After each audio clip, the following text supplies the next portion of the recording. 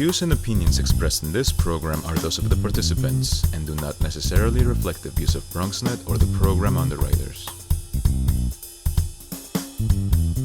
Coming up on this edition of Perspectives, COVID-19, political unrest, protests, police killings, racism, back to school during a pandemic, shutdown. The list continues to go on. All this could probably take a toll on our mental and emotional well-being, and overall, we don't fare too well. Coming up, if you can relate with any one of these, I want you to stay with us. Our very special guest, American psychologist, Dr. Jeff Gardere, will join us talking about all this and more on this edition of Perspectives with yours truly, Daren Jaime. What's on your mind? Express what's on your mind. What's on your mind? Anything relevant to life, you bring it to the table. Whether you make a move solo or a movement with a stable. No fables, you speak on your decisions. Cause in the long run, it's your voice, your views, your vision. Keeping it real with many messages for you to know. This ain't radio, but DJ runs the show.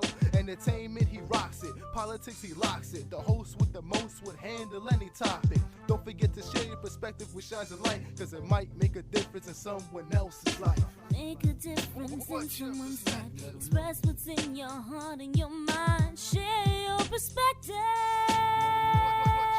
What's your perspective? Let them know. Hello, everyone. Welcome to another edition of Perspectives. I am Daren Jaime. And of course, we thank you for joining us. Of always, you can stay connected to us here on Perspectives every week here on BronxNet's Channel 67. If you have Verizon Files, that's Channel 2133, or anytime on the web at bronxnet.org. Also, I want you to stay connected to us on all of our social media platforms. Of course, BronxNet TV, and personally for me, DC Jaime 23. That's on Instagram and Twitter. And then my professional page is Daren C. Jaime. There you can get both some information as well as some inspiration. Well, coming up on today's show, we want to talk about mental health. We want to talk about the state of our well-being. Recently, Derek Chauvin, the officer that was in charge with the murder of George Floyd, he recently got released on $1 million bond. Also, we've got COVID-19, political unrest as we approach towards November, and a lot of people in an emotional state of uncertainty.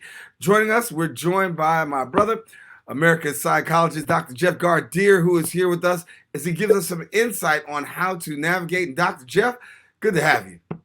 Great to join you, Daren, and your incredible audience. Hey, thank you. Let's get right at it. Listen, as we talk about COVID-19, a lot of people are still trying to navigate this whole thing, where this pandemic came from, but not only where this pandemic came from, but particularly in communities of color, we know that we've been adversely affected by COVID-19. Give us your perspective right now on the mental and emotional state, particularly in communities of color right now. Yeah, we have to really look at the fact that with COVID-19, unprecedented event, something like this, a pandemic that takes place, once every 100 years, that our lives have been changed absolutely and completely. The world has been turned upside down. America, one of the richest nations on the planet, has one of the highest rates of COVID-19, and we have 200,000 plus who have died as of today.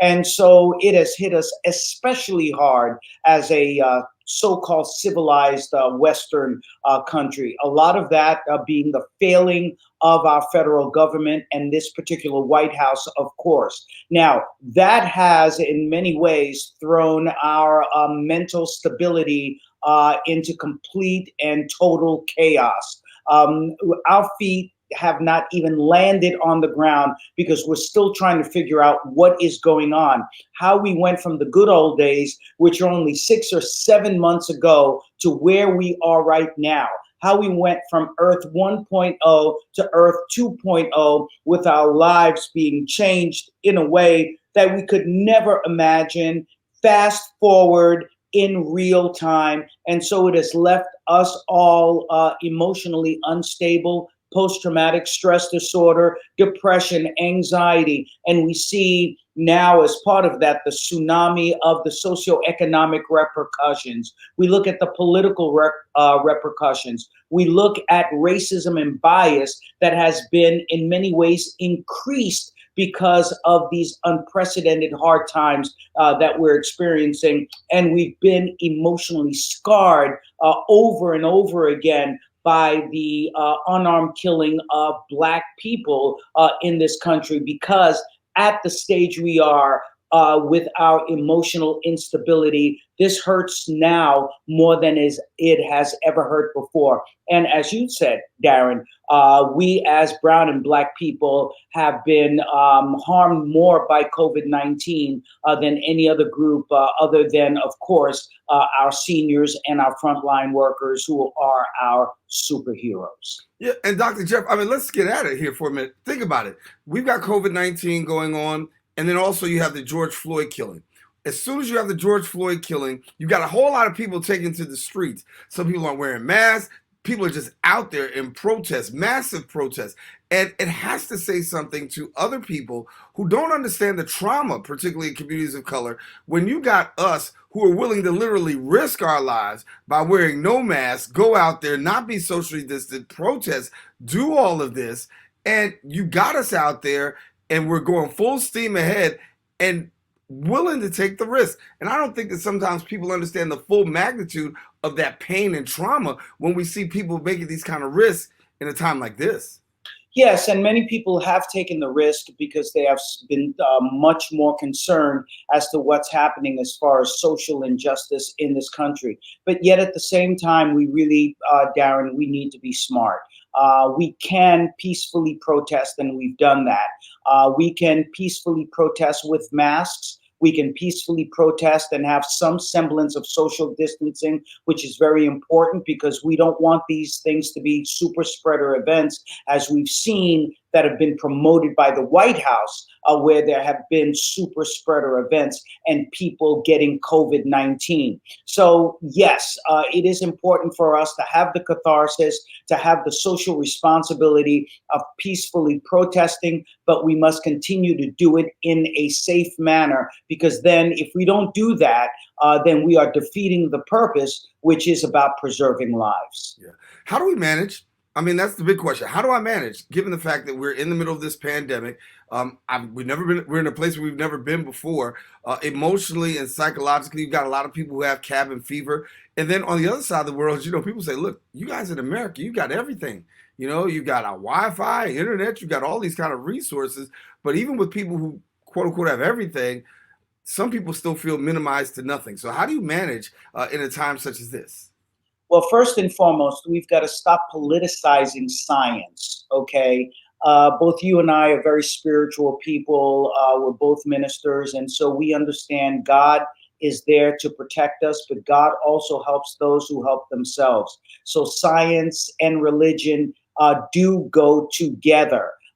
Praying, having faith is important at the same time as wearing our masks, social distancing, washing our hands frequently, and listening to the scientists who have credibility. That's number one. Number two, social isolating doesn't mean, and socially distancing doesn't mean that we are completely distant from others. We have to stay connected with others through social media, through telephone calls, being able to wave to one another from a safe distance and talk to each other from a safe distance, again, wearing our masks and look at safe COVID protocols. So it really is about being able to get the therapy, being able to connect with one another, being able to explain our pain to one another, but at the same time, being able to use empowerment strategies to stay strong. And I'll say this for our Black and brown communities,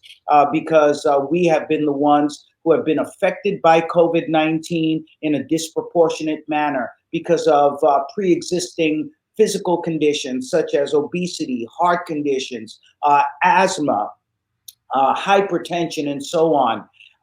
We know that the medical establishment has not taken care of us in an equal manner. Therefore, it's important for us to have regular medical visits, to have a relationship with our physicians and other medical providers, but most importantly, taking care of ourselves. That means healthy eating when we can. That means exercising when we can. If it even means taking a walk around the block and socially distancing, taking the steps when we can.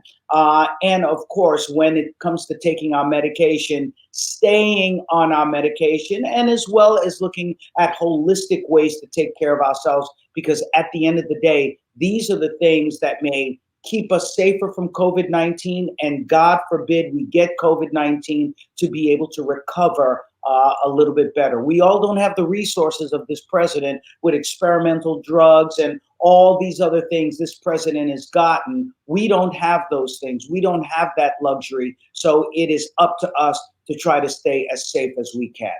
Taking a quick break, I'm going to come back and talk with you a little bit about the trust factor. When we talk about COVID-19, there is a trust factor. And in communities of color, testing not as high. Talk with Dr. Jeff Gardere, America's Psychologist, when we return right here on Perspectives.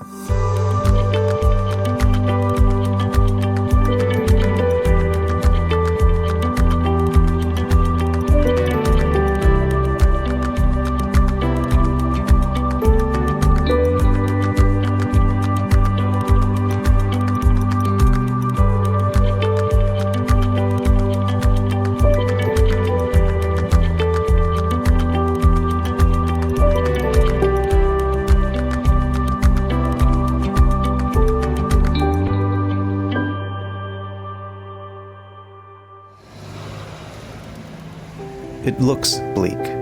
It feels bleak. But the city isn't shut down because our public services keep working.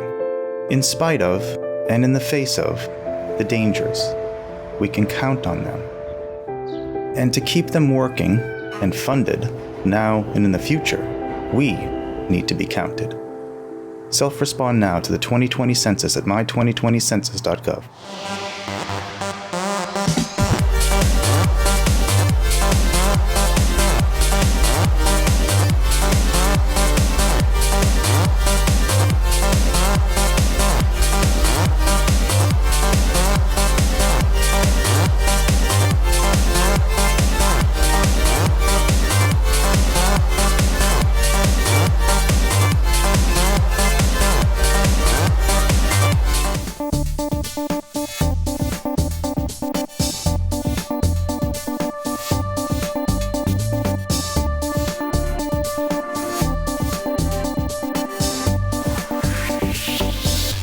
And welcome back here to Perspectives. Daren Jaime here with you. We are pleased to have a very special guest, America's Psychologist, Dr. Jeff Gardere, who's helping us to navigate this whole system of COVID-19 and all that is going on, the political and the social unrest. Dr. Jeff, let me go here. When we talk about COVID-19, we know that there is the threat of super spreading. And we know, particularly in communities of color, where we've seen super spreading occur, particularly in Chicago and in Detroit, we saw that these things occurred actually in funerals, particularly in the African American community. People have asked the question about testing when it comes to the African American community, and there is this lack of trust. I mean, talk to me about this here. We're seeing people, but we're not seeing as many, particularly communities of color, going out and being tested. And I've often said there's a trust factor involved.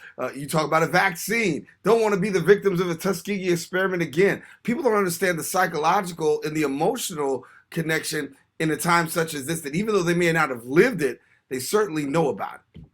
Well, other than slavery, the other big event, as you just mentioned, that has made us very distrustful of our American government and our medical establishment was the Tuskegee experiment, where Black men were not treated for syphilis. And therefore, that had pretty much set the stage for the fact that we stay away from medical care when in fact we should be embracing it. And of course, there are real issues in the delivery of medical care in this American system, where there are many implicit biases by medicine in this country. I teach that at Touro College of Osteopathic Medicine, where I work with medical students and try to get them to be much more culturally sensitive and culturally competent. So yes, there is a big distrust factor going on. Also, when we see that the White House is trying to push big pharma to try to cast aside a lot of the safety measures and protocols that come along with a vaccine. Again, we don't want to be the first ones out there to take this vaccine. As Kamala Harris was asked during her debate with Mike Pence, she was asked, would you take this vaccine? She said, yes, I would if it was promoted by the scientists, but I wouldn't take it if Donald Trump were promoting it. And I think that's where we are now. And this is something that is so sad, because given the fact that we know that there seems to be an increase in the COVID rates right now as we're going into the winter, and then they may now combine with flu season, and that's going to be a big issue. So we have a lot of brown and black people out there who saying, not only are we not going to take the vaccine for COVID-19 if and when it's released, but we're also not going to take the flu shot. And many physicians are saying, I actually got the flu shot. Many physicians are saying this is something we need to take. Or if we see the flu now combining with COVID, that may lead to death. So we need to do more in this American government to get people to trust doctors, but that starts at the top. And as people say, the fish stinks from the head down. So unless we take care of it from the top and have more trust and can believe what we hear from our politicians and from the White House, we are not going to trust what it is that we're hearing in our communities from the medical establishment. Dr. Jeff, you have the ability to talk to a whole lot of people. You talk to people at the upper echelon, and then you got the everyday folk that you deal with. What are some of the things that you're hearing in this time when it talks about, the mental and emotional state of people? People right now are very, very unsettled. They know that it's a great thing that many of our younger generations in the Black and Brown community have actually smashed that stigma when it comes to talking about mental health challenges and getting therapy. So we are much more engaged in that than we ever have before. I've been talking to people in houses of worship and all religions that I have discussed this with. They are embracing psychotherapy into their houses of worship, into and being part of spiritual counseling. So we need to get all of the options and all of the treatment that is out there for people to be able to talk about their mental health challenges and to use the catharsis of that to find their empowerment strategies and to stay strong, not just physically, but also emotionally and also spiritually, because we need this right now in this most unprecedented time. We may not be able to control what's going on in the world, but we've got to be able to control what's going on in our lives, in our homes, and in our hearts and in our minds. So from the word of this show perspective, from your perspective, do you honestly feel as though there is a more healthier embrace, if you will, of psychotherapy? Because growing up in the hood, we heard what goes on in the house stays in the house. It gets swept under the rug, and at some point or another, the dust blows out and it becomes a powder puff. But are we seeing a more healthier embrace of psychotherapy? Absolutely. Every therapist I have talked to has seen an unprecedented rise in people of color coming into their practices and engaging in psychotherapy. And I can tell you that even though my practice is absolutely multicultural and that I work with people from all over the world, more and more and more, I'm seeing people of color who call up and say, help me. I want to be able to change my life. I want to do better. I want to embrace therapeutic principles as well as spiritual principles in making my life better. We'll take a quick break and come up with Dr. Jeff. We're going to talk in the next segment about mental health and the criminal justice system. It really needs to be addressed. I'll talk with Dr. Jeff about that in a quick break right after this.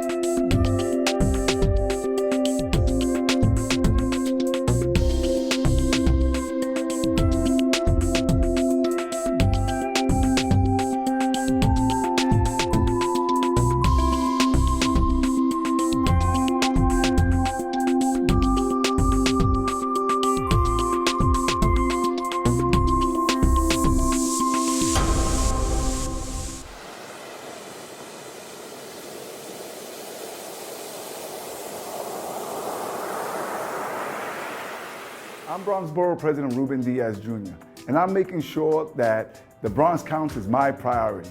That's why I'm urging everyone to fill out the 2020 census. The 2020 census is important because it would allow for the federal government to determine how much money and resources the Bronx is going to need for the next 10 years around healthcare, education, housing, roads, representation, and so many other things. Now let's all get together and make the Bronx count.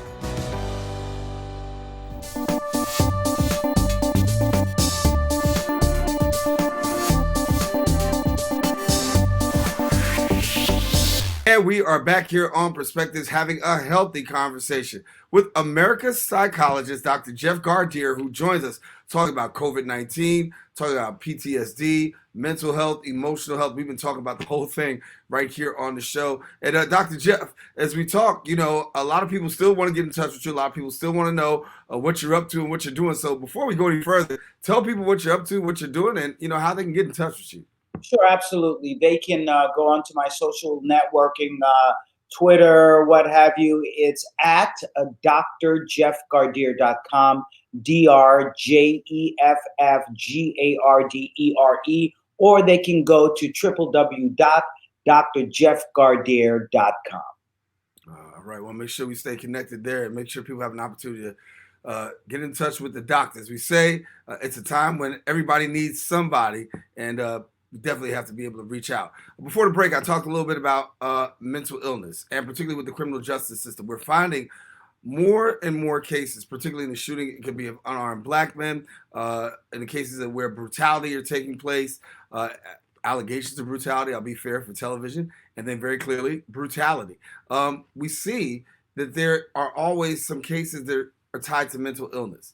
And when police are out there in the field, they're not trained to deal with mental illness. They're trained to deal from a different perspective. Talk to us about how do we navigate those waters? What can we do to better protect people when you have these mental illness cases that subsequently and many times, unfortunately, end up in death? Well, and this is why I believe with the Black Lives Matter, we've come up with this term.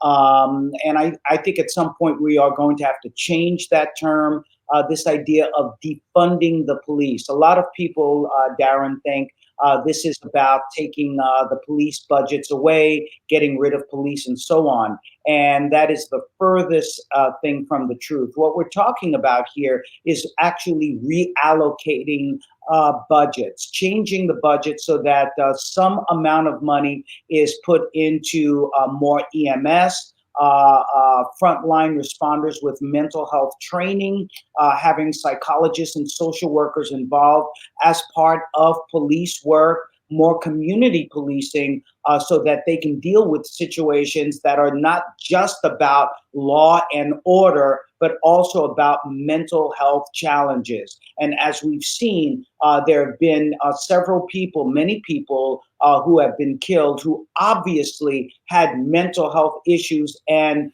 those things were not addressed in the proper manner, using purely force on individuals with these mental health challenges were absolutely the wrong way to go. The training was not there. So we need people who need to use the most important weapon, which is your mind. How to connect and talk to an individual who may have a mental disturbance, how to quell a situation where there may be some sort of domestic violence or an issue of someone who may not be in their right mind, how to talk that individual down, how to intervene in a situation where people have gone off the rails with regard to their tempers. Those are the things that we're talking about. Those are the things that need to be done as 21st century policing. And I think about, 21st century policing, where they say, listen, if you're dispatching a call and you're asking officers to come out, why not dispatch somebody who's actually good in this if you find that this is that type of situation? Why not wait a few extra seconds? Because some of these cases are not involving, where you have to make that quick decision that ends up in death. There's some things that you can do for de-escalation purposes that can really avoid somebody ending up in a body bag. Oh, I agree. Look, I used to work for the Federal Bureau of Prisons many moons ago as a clinical psychologist, but I was also trained along with all of the other correctional officers. So officially, I was a correctional officer too. So when I went into an inmate's room, it wasn't going in with force, physical force. It was to go in with psychological acumen. But if force was needed and another correctional officer came in with me, at least we had someone who dealt with the mind while the other officer dealt with the body. Well, hello, what about that same concept for our police officers? Make sure that they have, training to the point of having at least a master's degree in some sort of a psychological field, or making sure that there is some significant segment of the police department who also has an advanced degree in psychology or mental health that then can partner with the more seasoned police officer, where the two of them can work together to go into the situations where we know that there may be some sort of a psychological or mental health challenge. Yeah, but you know the argument that's already been said. I mean, I broached that with other people before. The argument that said it's so hard to get police officers now. If you require them to have degrees and advanced degrees right now, that you may be able to cripple the force. And my argument is, well, if you can't find police officers, certainly they're trained people that you can put in a police car that could also ride with you. One way or the other, something could be done. Oh, absolutely. And look, I don't agree with people who say that we can't get police officers, and I'll tell you why. I work with individuals every day who are rejected by the police department with regard to some sort of an appeal to be able to get another psychological evaluation. I know that our police departments are an elite professional force, and that people who have joined the police department actually enjoy that work. People training all the time to be able to become a police officer because of the benefits that go along with that, and that there are many officers who are respected in our community. What we do need, though, is a police force that has much more cultural sensitivity, cultural competence, and certainly that is much more diverse with regard to race, religion, sexuality, and so on, and certainly degrees, right? Academic degrees. So if we just worked in that direction, I believe that we would have a police force that has all of the components that we need in order for them to truly be a force that can protect and serve. Dr. Jeff, we gotta leave it there, man. It's been a wonderful show. Thank you for taking the time to share with us and give us your perspective. It really makes a difference, and it really also gives us some depth in how to deal with these troubled times. Thanks a lot, Dr. Jeff. Always a pleasure. Thank you. All righty, Dr. Jeff Gardere, our guest here on Perspectives. For all of us here on the Center of Perspectives, we say thank you. I'm Daren Jaime, telling you stay safe, share your perspective with somebody else. You just don't know. It might make a difference in somebody else's life. We'll catch you next week.